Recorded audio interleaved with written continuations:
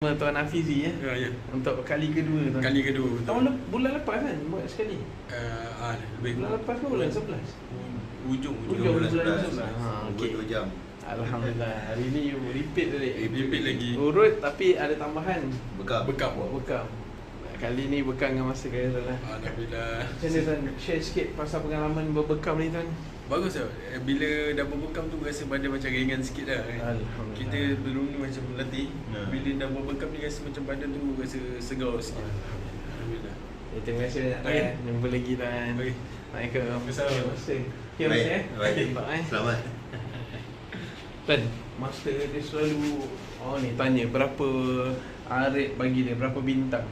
1/10. 1/10 kalau saya bagi 10 terus. Oh, baik. Saya malas Terima kasih dia dah.